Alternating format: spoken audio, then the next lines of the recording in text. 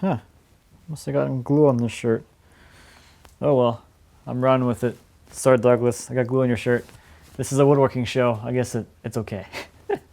Hey everyone, my name is Matt. Welcome to my shop. Today is November 1st, and this is my weekly shop update. So I actually did a bit of woodworking this week as well as some work on the mill.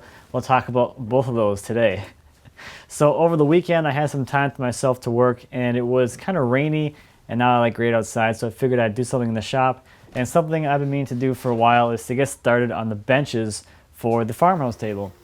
So this weekend I got started by milling up the offcuts from the base of the table to make the bases of the benches. I wanted to get those cut up and kind of out of the way, and just to get an idea of how much stock I'm able to get from my 16-quarter stuff, to get an idea of how much gluing up I'm gonna have to do for the rest of the project parts. So the tops, I have two different tops. I have one top here. Whoa, sorry workbench, battering ram. So I have one top here. This is a single board top. This one happens to be 16 inches wide, and by the time I straighten it out and cut it to size or whatever, it should be around 14 inches, which I think is the depth I'm going to go for the benches. And then from the same tree, I have a couple boards from towards the outside of the log, which are going to be glued together to create the other bench top. Here's just one of them here, just to get an idea. So these all came out of some 9-quarter stock, and my final thickness is going to be around 1 3/4 inches. For the benches, I'm going for a little bit of a lighter look than just copying the same thicknesses as the table, just to kind of give it a little bit of a lighter look to make it look a little less chunky than just these big pieces that are put together to make a base. So I think it's going to look pretty nice when they're done. They're going to be pretty heavy, just like the table itself. So as I mentioned in my email newsletter last week, with the bandsaw mill, I'm kind of to that point where everything is kind of in my mind where I know where things need to go, and there isn't really a whole lot left to do, so I'm really looking forward to seeing the thing come to life. I have a few things left to do here. In the shop, I have to play with the motors to make sure I get those all running correctly. This is the motor I'm going to use for the lift and lower mechanism. I gotta take this scary cutter off of here, but the raised lower mechanism will be driven with another smaller VFD to control that up and down motion to be able to get the saw head at the right height. So I worked on the mill yesterday a little bit. Let's go out and take a look at that. So I think this scene is best summed up with the saying, in order to step forward, sometimes you have to take a step back.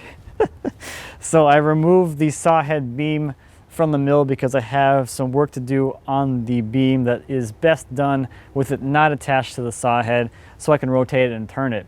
I need to drill the holes for the raise and lower mechanism for the Acme rods to pass through the beam. I need to weld on the pieces that are going to hold the nuts that allow that beam to come up and down. I need to weld on the extension side for the drive shaft.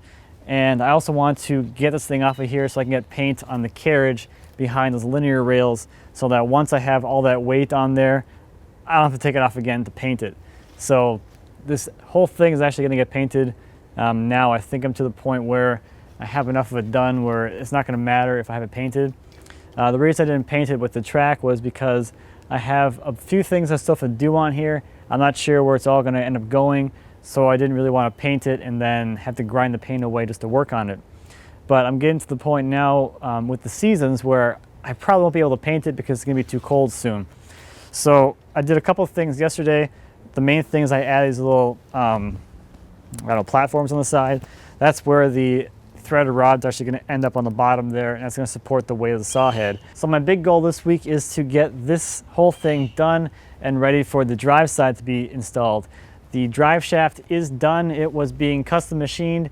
My buddy Ray has a video on his YouTube channel making that shaft, so if you want to see the shaft being made and a little bit of preview on the shaft, check out the video. It's a pretty big piece of steel.